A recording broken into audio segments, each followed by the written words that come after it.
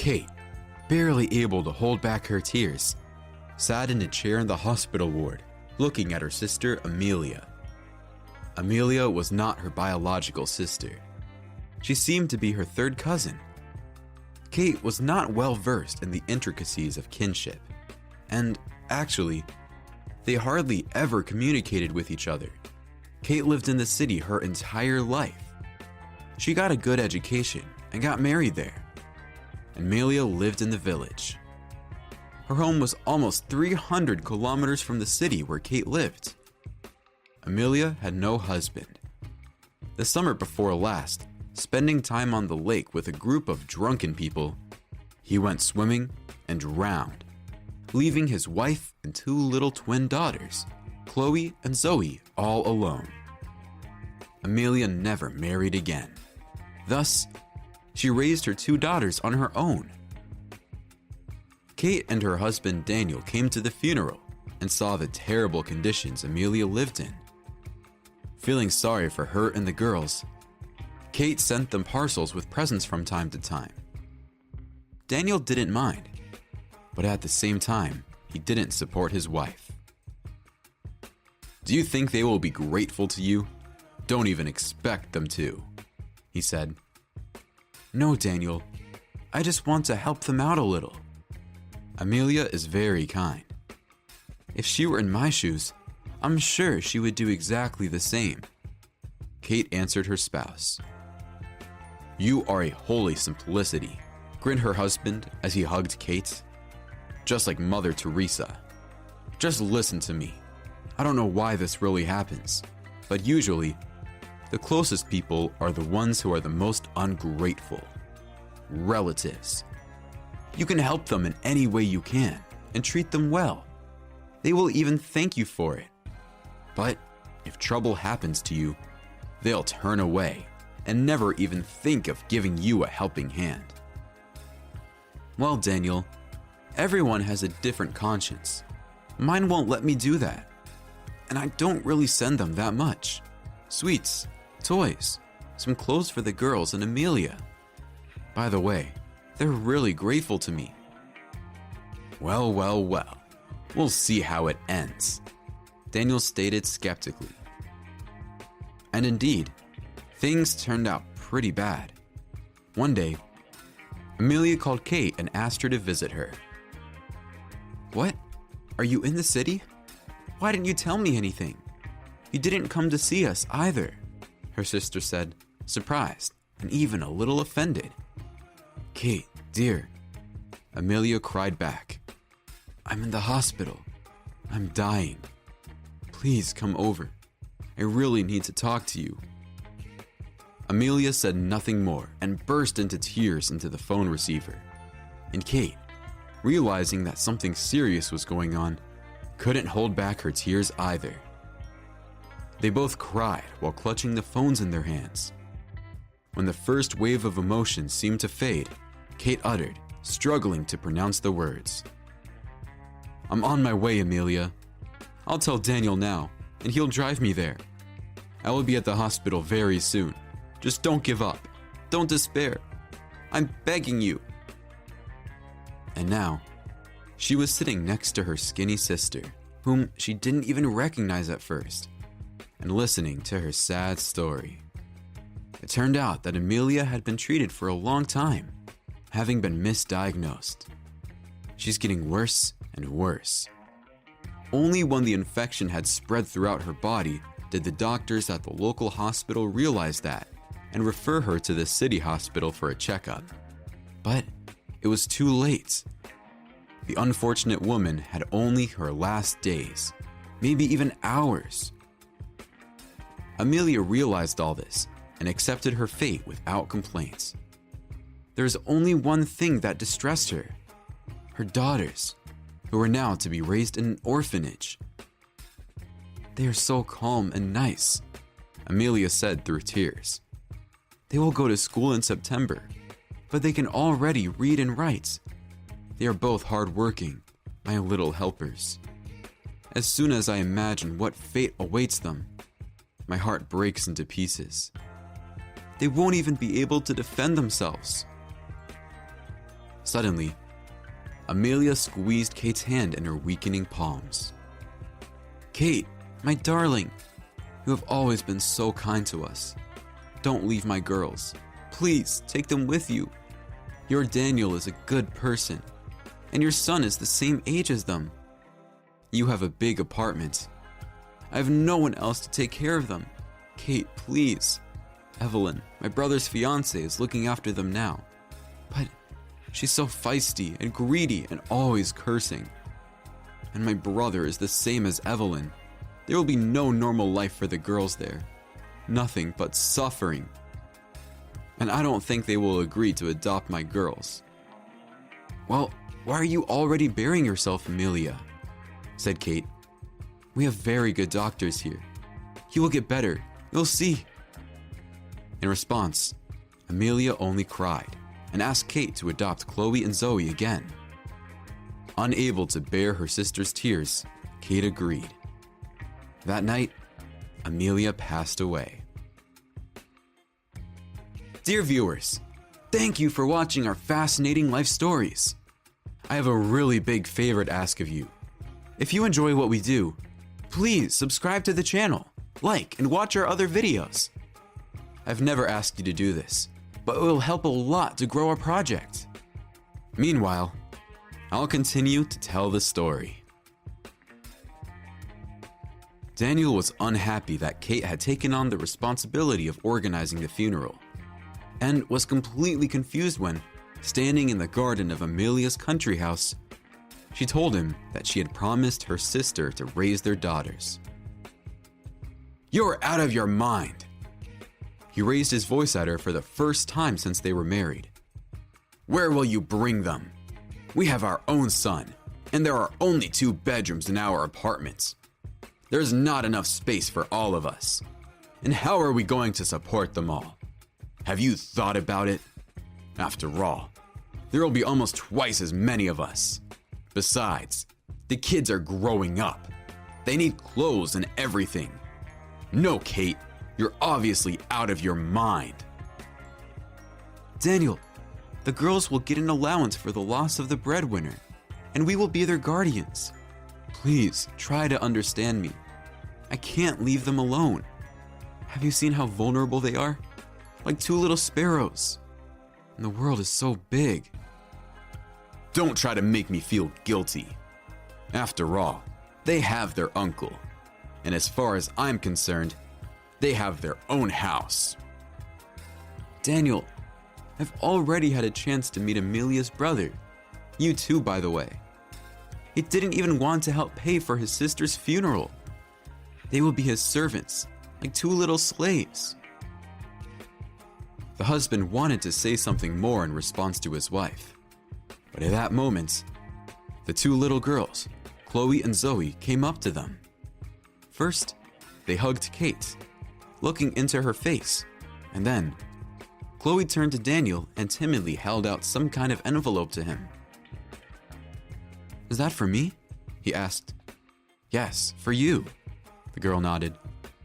"Kate told us that we will be staying with you now, but she's afraid you'll be angry about it."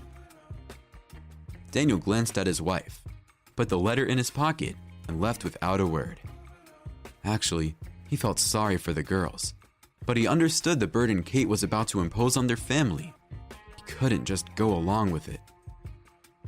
But it was impossible to change what had happened. And a few days later, Chloe and Zoe moved into their apartment, sharing a room with Matthew, their new brother, Kate and Daniel's son. Even though Daniel was right, and the family extension added quite a bit of trouble for everyone, Kate wasn't about to give up. The girls took their mother's death very hard. They were sad, they cried, and they couldn't get used to the new conditions of life. Kate was heartbroken with compassion for them, and she tried to do something to improve the plight of unfortunate orphans. Matthew was nice to his new sisters too. However, at first, he thought that they came to them only for the summer. But when his mother talked to him, he agreed to let Chloe and Zoe stay with them. Daniel was the only one who couldn't get used to the fact that he now had 2 daughters. Getting all the kids ready for school became a real problem. In those days, Daniel even lost weight because the allowances for the loss of a breadwinner from the government were not enough for the girls, and he had to deny himself many things in order to provide for his family, which had grown so quickly. On one of the last days in August, Daniel was chilling, lounging on the couch in front of the television. That's when Matthew came out of his room in his new school uniform. He decided to show his father how good he looked in his new uniform. Daniel sincerely praised his son and looked at his wife with a smile. But immediately, he stopped smiling because both sisters came out of the room. Chloe and Zoe put on their school dresses and tied their hair into big bows as well as they could. Daniel barely looked at them, got up from the couch, and went out onto the balcony. It annoyed him that they constantly reminded him of their presence. They constantly caught his eye, keeping him from living in peace. In order not to explode with anger and not to say something wrong, Daniel simply left the room. From then on, no matter how hard the girls tried to get closer to Daniel, they couldn't. Of course, he didn't offend them or yell at them or scold them for any misdeeds.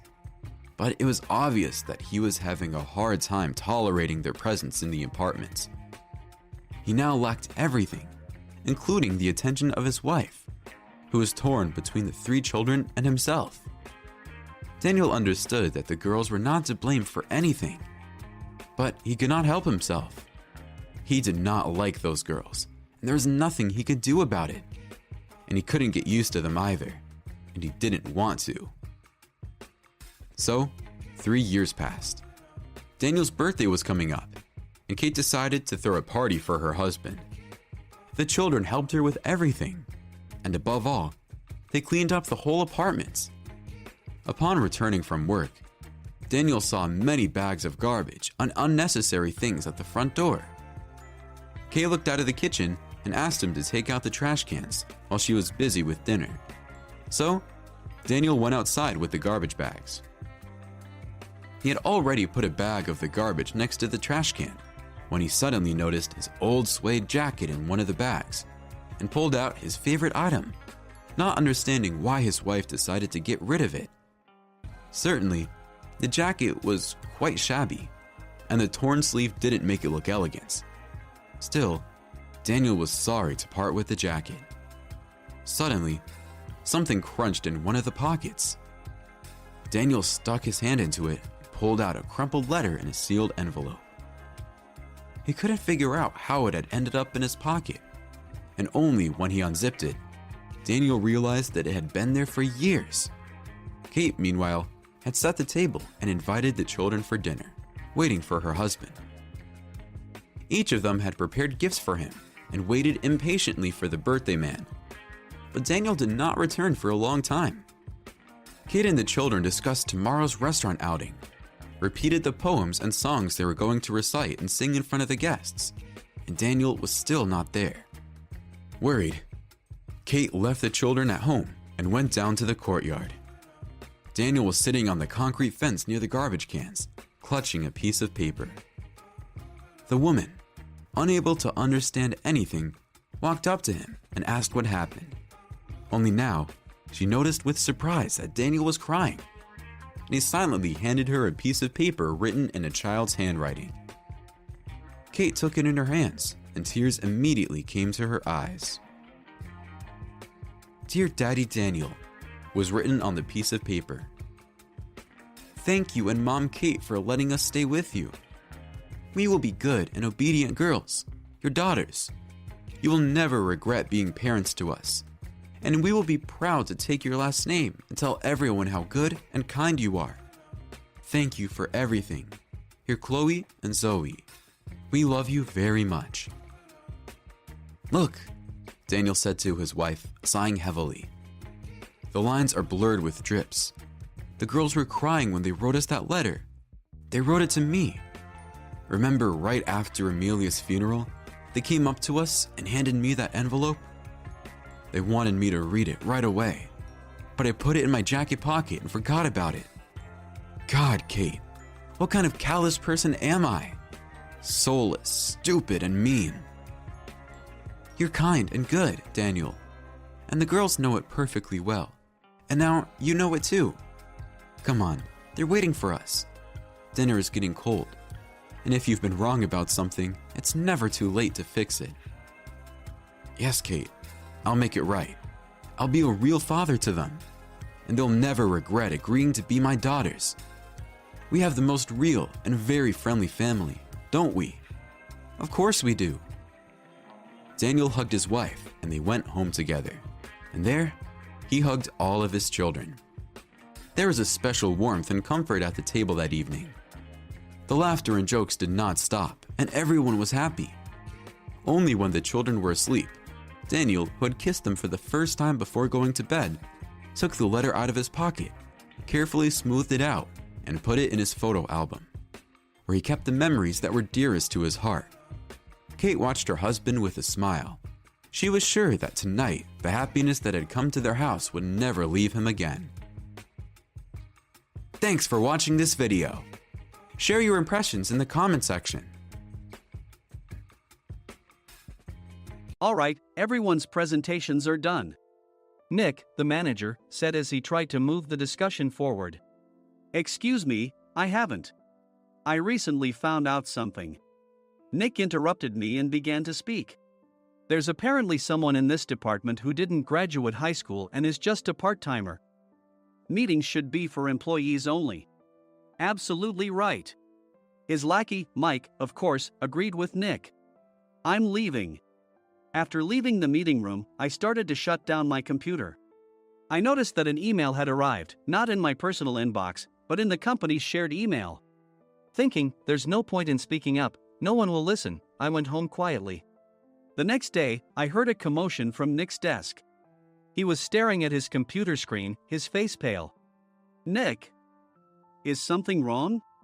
Mike looked at the screen with him. And he turned even paler than Nick. Why is he so angry? Knowing the reason for Mike's distress, I thought to myself, serves them right. My name is Adam. My mother passed away when I was in the 9th grade, and I was raised by my father. Well, you could hardly call it being raised. After my mother passed, my father changed. He drowned his sorrows in alcohol, and though he still went to work, he squandered our living expenses on horse racing. Because of that, I had to start working part-time as soon as I entered high school. Every month, I went to the convenience store with bills in hand that couldn't be auto-deducted from my father's account. Even though I endured it because I didn't want to be alone, I reached my limit in my second year of high school and dropped out. I found a live-in job at a distant inn. Thank you for everything. The day I left home, my father, still staring at the TV, spoke. Take care. That was our last conversation. Back then, 18 wasn't the age of majority, so I needed my father's permission to work, and I couldn't hide my place of employment. Yet, my father never visited me even once. I kept working just to survive, and before I knew it, I was 42. Years of hard work paid off, and I was transferred to the headquarters. I was thrilled to be recognized by the company, as I thought I'd be working in the field until retirement due to my lack of formal education. Listen up. Our work can change the future of our employees. Don't drag us down. On my first day after the transfer, Nick, dressed in an expensive suit, spoke sternly. There was a reason for this. Our inn was located in a prominent tourist destination, known so well that everyone in the state could sing its commercial jingle. At its peak, we had 5 locations within the state. But that was long ago. Due to financial difficulties and aging facilities, only the place where I had worked for many years and the original establishment remained. I was prepared to lose my job anytime, but now there was a glimmer of hope. With the rise of social media, the tourist area where the inn was located started gaining attention again. Depending on how hard the sales department, where I was transferred, worked, we could either thrive or be forced to give up this prime location to the new hotel chains continuously popping up. For Nick, who had switched careers from another industry to strengthen our sales, this was a battle he couldn't afford to lose. I understood why he had to be strict. I will do my best. Nick sneered at my enthusiastic declaration. Did you not hear what I said? I'm sorry. I thought I was listening carefully. Out of habit from years of customer service, I apologized reflexively, though I had no idea what had offended him. Someone was watching me with a smirk. In this department, there are those who are expected to excel and those who have been shoved here because they have nowhere else to go. You are the latter. It was Mike, the section chief. He's 7 years younger, at 35. But he was called to headquarters much earlier than I was and had been moving around within the headquarters ever since. I'm not jealous, but I can't accept that he's my boss. Graduating from a prestigious university, he has an unusually high pride and caused many problems as a newbie, making things very difficult for me when I was the front desk leader. When I found out Mike was transferred to the sales department a month before me, I was disheartened. Mike is right. With just a middle school diploma, there's not much you can do. Don't even think about achieving results. As if I didn't exist, Nick remarked, "I'm thirsty." Mike eagerly ran to the coffee maker. It seems Mike is Nick's lackey. I regretted being happy about my transfer to headquarters, wishing I had stayed on site forever. Send a direct mail to every company on this list by the end of the day. Nick only assigned me tasks that even a new graduate could handle. What? There are over 1,000 companies. You want me to send to all of them by today? Yes, if you and your fellow misfits split the work, even those with nowhere else to go should finish by today. I glanced at the employees typing away expressionlessly. They were worn out from customer service, only thinking about leaving on time, or were women reassigned after having children, with zero motivation for work. Even Sam, a new graduate from the same university as Mike, who was supposed to be among the expected achievers, had no enthusiasm for the job, having joined the company wanting to do customer service. I don't care what they say, I plan to quit any time, he said. Only Nick and Mike were highly motivated, making all the decisions between the two of them. I originally only wanted to work at the inn to survive and had no particular attachment to this job. I swallowed my words, thinking I had no right to reprimand them. About a month after the transfer, Nick told us with a frustrated look. To commemorate the 50th anniversary, we've decided to create a plan exclusive for one group per day. Originally, Mike and I were supposed to come up with it, but our president, Mr. Thompson, insists on hearing everyone's opinions. So, you all get a chance. As Nick explained, Mike began handing out prints. Make sure not to embarrass Nick. If your ideas are half-baked, you'll have to redo them. It seemed that they had printed his handwritten notes by Mr. Thompson, which included several questions and a section for free responses. It made sense why Nick had to seek our input, given that all responses had to be submitted to Mr. Thompson. We were given a week to think about it, and a meeting was scheduled to compile our ideas. My plan is to let guests enjoy both the old and modern America. Nick began the presentations. Guests would watch a master confectioner at a nearby traditional sweet shop make sweets in front of them. The welcome drink would be premium tea in a bottle. Nick's plan was certainly attractive. After his presentation, Nick called on us to present in the order we were seated. Just as I stood up for my turn. All right, everyone's presentations are done. Excuse me, I haven't. I recently found out something. Nick interrupted me. There's someone in this department who didn't graduate high school and is just a part-timer. He was likely talking about me. I joined the company as a part-timer and was made a full-time employee when I turned 20. That was 20 years ago, so Nick and Mike probably had no chance to know until recently. Meetings should be for employees only. Absolutely right. After that, Nick kept creating opportunities to solicit everyone's opinions, purposefully excluding me from speaking. The meeting unexpectedly heated up and went past the scheduled end time. A few people asked to leave, and the discussion continued with the remaining few. Still here? Normally, you'd leave in that situation. Though I had no attachment to the job initially, hearing kind words from customers made me want to make them happier. For someone like me, with nowhere to go, the inn was my home and customer service was my life. I felt pathetic about my current self. I'm leaving. I left the conference room and started shutting down my computer. I noticed an email had arrived, not in my personal inbox, but in the company's shared email. Thinking no one would listen to what I had to say anyway, I quietly went home. The next day, while preparing the DM as instructed, I heard a commotion from Nick's desk. In his haste to stand up, he hit his knee on the desk. He stared at his computer screen, his face pale. "Nick! What's wrong?" Mike, thinking he should be the first to rush over, approached Nick while still wearing his coat. He peered at the screen with Nick. And he turned even paler than Nick. Why is he so angry? Who is responsible for this company? Nick, more irritated than ever, asked, and Mike answered without checking. Probably Sam. Sam wasn't there because he was attending a morning training session for new hires. Nick gave up on getting angry and returned his gaze to the screen. They were looking at an email that arrived right after the end of the working day yesterday. Apparently, no one, including me, had checked it before leaving. The email was from a large company that used us for their annual employee trips. The president and executives of that company also frequently used our services personally. President of the company, Mr. Mason himself, had declared that neither he nor his company would ever use our services again. Well, some companies cancel their employee trips or stop using our services due to financial struggles.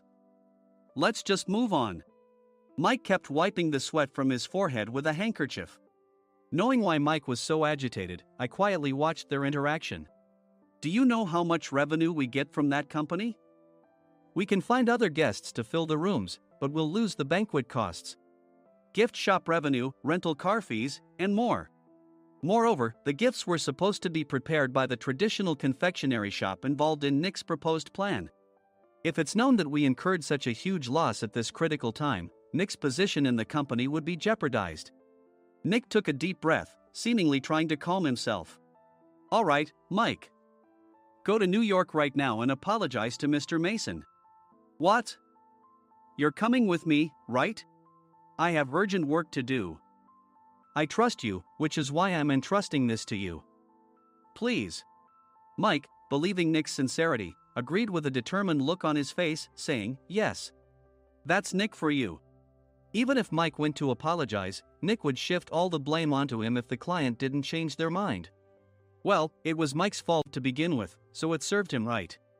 About 3 hours later, Sam answered a call from somewhere and repeatedly apologized, saying, I'm very sorry. Everyone watched to see what was happening. After ending the call, he informed Nick with a weary tone. When Mike arrived at the client's company, he only made things worse, further infuriating Mr. Mason. He was demanding, get his boss here immediately. It was no wonder Sam was exhausted, dealing with such a call right after returning from training. What is that idiot doing? All right, Adam, you're coming with me. If sacrificing Mike didn't work, then I must be next. Normally, I'd want to refuse at all costs, but I saw an opportunity in this situation. If I can be of assistance, I'd be happy to join you. I obediently followed Nick, and we flew to New York.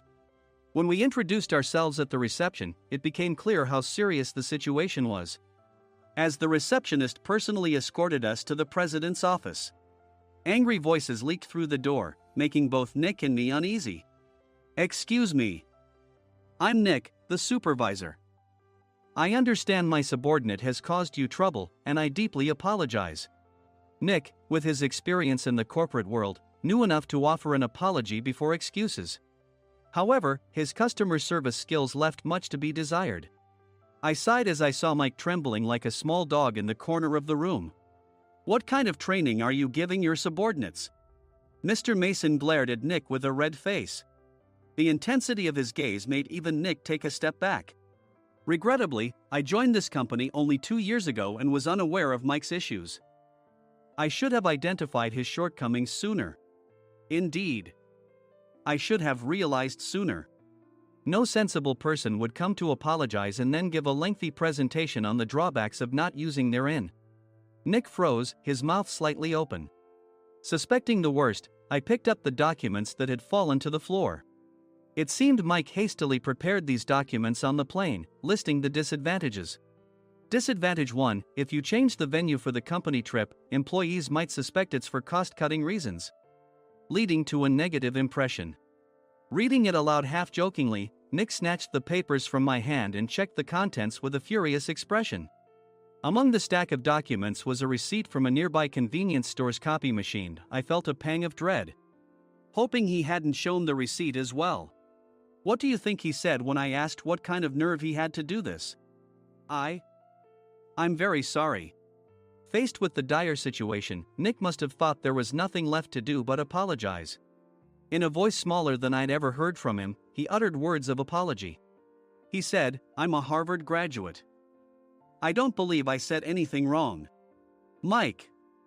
What have you done? Forgetting his plan to pin the blame on Mike, Nick yelled loudly, even in front of Mr. Mason. "I didn't do anything wrong." "You're still saying that?" "Look at him."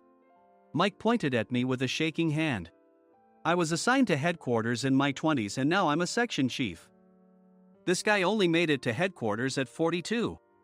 Everything I've done proves I was right. So why are we losing the contract?" Having said his piece, Mike collapsed to the floor. "Of course. You were sent there because you had nowhere else to go." Mike never expected to hear such words from someone he looked down upon. He lunged at me, and Nick hurriedly stepped in to stop him. "Mr. Thompson told me Mike is a quick thinker, and to take good care of him." There's no way he was pushed aside. "Don't make things worse here." "He didn't say quick thinker, he said only quick-witted, didn't he?" I don't remember that part." I recalled the many troubles Mike caused when he was a newbie. When Mike was on the front line, his pride was so high that he never apologized to customers. Customer service, especially in our job, doesn't work alone. It brings both good and bad situations. If the front staff or housekeepers made mistakes, or the cleaning company didn't properly clean a room, one had to apologize to the customers regardless of personal fault. Mike, in such situations, would never apologize, insisting he wasn't at fault. This often angered customers, and as the front desk leader, I frequently had to apologize on his behalf. He caused complaints and disrupted operations, which is why he was quickly moved to headquarters. In departments where he didn't interact directly with customers, his quick thinking was beneficial and things went well. But it seemed his flaws were starting to show. Corporate reservations are supposed to be entered into the system by the sales representative. But a quick check yesterday revealed that more than 10 items were missing from the client's reservation. The handover document clearly stated what needed to be prepared. Why didn't you enter it into the system? Why do we have to give them special treatment? Filling rooms near the banquet hall, setting up all the food in advance. Specifying the brand of wine, they're too demanding. No wonder he always angered customers, I thought, feeling a headache coming on. Grouping them in rooms near the banquet hall is for our benefit too. It makes it easier for the staff to set up beds and serve breakfast since everyone's schedule is synchronized. As for the other requests, Mr. Mason suggested them to lighten our load. I didn't know that. Nick finally seemed to realize that Mike was the one who had angered the client. What did you say to them? I just told them we wouldn't give them special treatment anymore. We shouldn't waste effort on things that don't bring in money. I was utterly exasperated at his lack of understanding of customer service. Of course, we shouldn't comply with unreasonable demands. But carrying over successful practices from past stays makes customers feel remembered and enhances their experience. Good memories encourage repeat visits. That's part of our job. I looked down at Mike, who was sitting on the floor. In our job, nothing is a waste.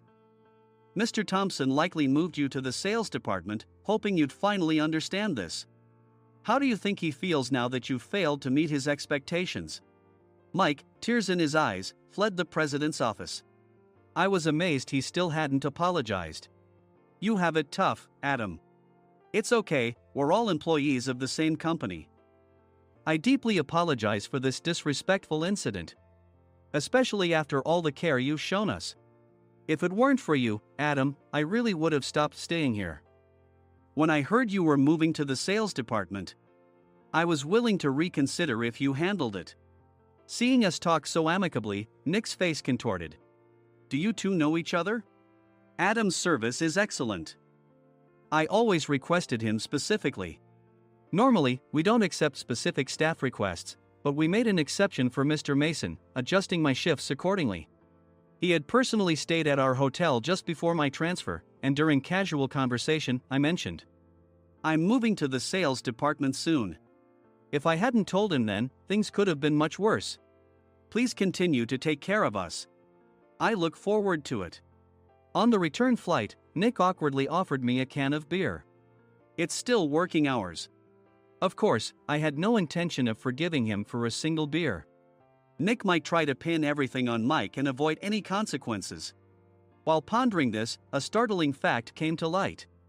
Nick, the tea bottles for the plan have arrived. I handed Nick a bottle labeled with our inn's name. They look good. What are you talking about? These are plastic bottles. I had assumed we would use the trendy, high-end bottling tea. But what arrived were ordinary plastic bottles of tea with customized labels. The only unique aspect was the label, which had the inn's name, making it look customized. Upon further investigation, I discovered that a substantial amount of money was set to be paid to the tea company. It was priced like bottling tea. Does this plastic bottle really cost $100 each? The tea inside is specially blended for us. The extra cost is for that. Wouldn't it be better to use another tea company? Or is there a specific reason we must use this one? As Nick continued to make excuses, I showed him a printed email. I informed the tea company's president, Mr. Mitchell, that we discovered irregular payments and he confessed. He said you two were high school classmates and planned to split the extra money. That idiot. Why did he confess? That's not important. You should worry about yourself, this could turn into a police matter. Opening the bottle cap, I suggested. How about calming down with this tea? It supposedly has a relaxing effect. Nick drank the tea frantically. In the following days, decisions were made about their fates. Mike was reassigned to the General Affairs Department, with no chance of transfer or promotion, as per Mr. Thompson's orders. As for Nick, since the payment to the tea company hadn't yet been made, he narrowly avoided legal trouble. Instead, he was encouraged to leave the company, and to avoid further complications, Nick submitted his resignation. Rumor has it that connections between HR departments have made it difficult for him to find new employment. Even though it was good to have those two gone, something unexpected happened in the sales department. Everyone became motivated and united in refining the 50th anniversary plan. In the end, my plan was adopted. We collaborated with the Tourist Information Center to provide personalized guides. The plan, tailored to the number of guests, was truly special for the 50th anniversary. Hey, is Adam's family coming to stay? I immediately booked that special plan for my family. Sam noticed it on the reservation list and quickly picked up on it.